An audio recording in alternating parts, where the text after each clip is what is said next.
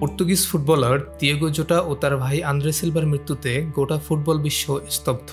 English premier লিগের champion লিভারপুলে খেলতেন তিনি। স্পেন হয়ে গাড়ি চালিয়ে ইংল্যান্ড যাওয়ার পথে সড়ক দুর্ঘটনায় মারা যান জোটা।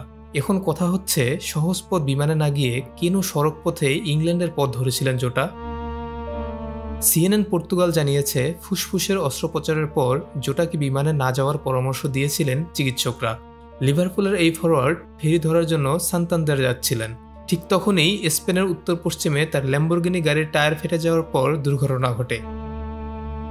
চ্যানেলটির ক্রীড়া সম্পাদক রুই লরা সরাসরি সম্প্রচারে বলেছেন, তার যে অস্ত্রোপচার হয়েছিল তা ফুসফুসের অস্ত্রোপচার ছিল এবং এরপর তাকে বিমানে না যাওয়ার পরামর্শ দেওয়া হয়েছিল। তিনি উত্তর স্পেনের বন্দর শহর সান্তান্দারে যাচ্ছিলেন।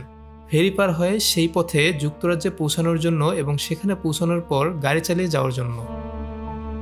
ভিক্টর পিন্টো নামে আরেকজন পর্তুগিজ সাংবাদিক দেশটির সিএমটিভি চ্যানেলকে বলেছেন, ডিয়েগো জোটা মাঝে মাঝে সড়ক পথে ভ্রমণ করতে পছন্দ করতেন, কারণ তার ফুসফুসের কিছু সমস্যা ছিল, যদিও গুরুতর কিছু ছিল না। বান্ডেল থাকলে প্রতি সেনমানিতে টাকা বাঁচবে। বিকাশ সেনমানি বান্ডেল কিনে জিতুন প্রতি লেনদেনে। আমরা জানি এমন একটি ফেরি আছে যা ইংল্যান্ডের দক্ষিণকে স্পেনের ক্যান্টাব্রিয়া অঞ্চলের সঙ্গে সংযুক্ত করে। আমাদের কাছে যে তথ্য আছে তা হলো, তিনি সান্তান্দারে ফেরি নিয়ে যাচ্ছিলেন।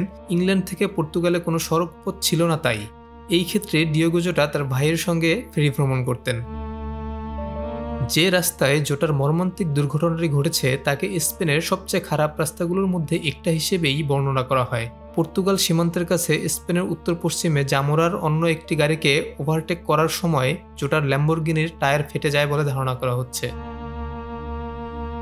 স্পেনের অর্গানাইজেশন অব ইউজার্স অ্যান্ড কনজিউমার্সের সাম্প্রতিক এক জরিপে দেখা গেছে, রাস্তার অবস্থা এবং নিরাপত্তার অভাবের কারণে স্প্যানিশ চালকরা ওই রাস্তাটিকে দেশের সবচেয়ে খারাপ রুটগুলির মধ্যে একটি হিসেবে বর্ণনা করেছেন। জিহাদুল ইসলাম, স্পোর্টস ডেস্ক, আমাদের সময়।